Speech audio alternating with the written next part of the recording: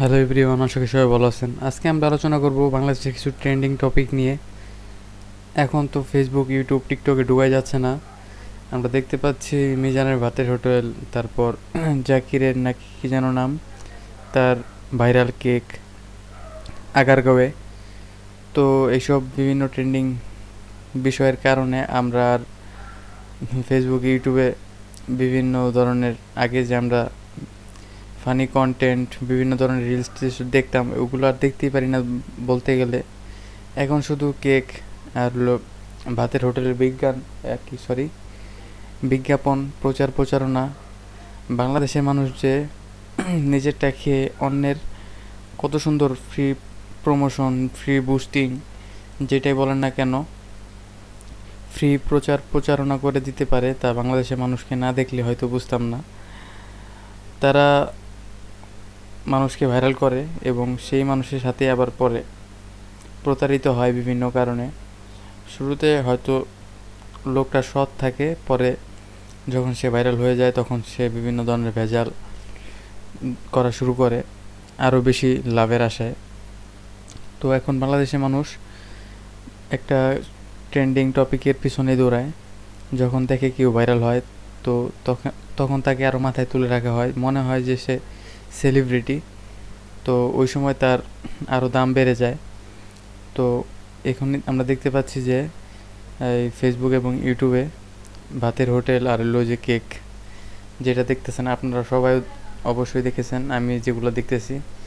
তো বাংলাদেশের মানুষ তাদেরকে এমন একটা জায়গায় পৌঁছে দিয়েছে যে কিছুদিন আগে আমরা দেখতে পাচ্ছিলাম যে তরমুজ বিক্রেতা কি একটা অবস্থা, একটা সামান্য ডায়লগের মাধ্যমে সে একদম লাখপতি।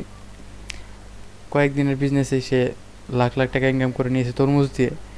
তো ওই একই পথে এখন হাঁটতেছে কেক কেক বিক্রেতা, তারপর এই ভাতের হোটেল, মিজানের ভাতের হোটেল, যেটাই বলেন না কেন।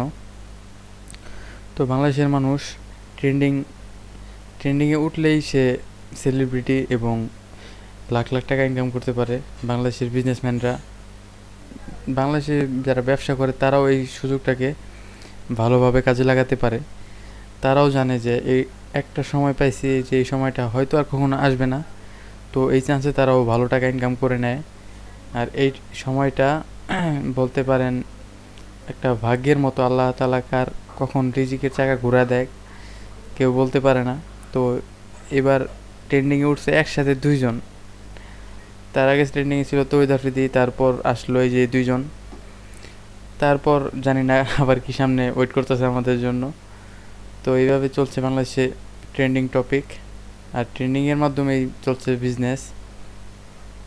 হঠাৎ দু একজন এই ব্যবসার এই বেশ কিছুদিন যাবত দেখতে পাচ্ছি যে এই জিনিসটা আমার নজরে, এই টপিক নিয়ে ভিডিও বানাবো বলে আর বানানো হচ্ছিল না।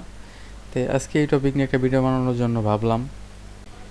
বাংলাদেশের ইন্টারনেট, বাংলাদেশের অনলাইন কতটা এগিয়ে যাচ্ছে আপনারা বুঝতে পারবেন না। বাংলাদেশের মানুষরা, তারা এখন অনলাইনে সময় দিতেছে বেশি এবং বিভিন্ন ভাইরাল টপিক নিয়ে বেশি ঘাটাঘাটি করে। এই জন্য যারা ভাইরাল হয় তাদের বিজনেসটাও ভালো হয়।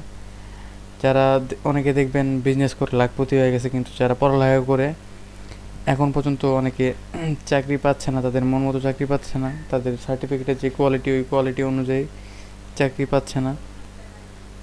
তাদের মনে অনেক কষ্ট, বলতে পারেন তারা লাখ লাখ টাকা খরচ করে তাদের পড়ালেখা কমপ্লিট করে, কিন্তু দিন শেষে তারা তাদের মন মতো চাকরি পায় না।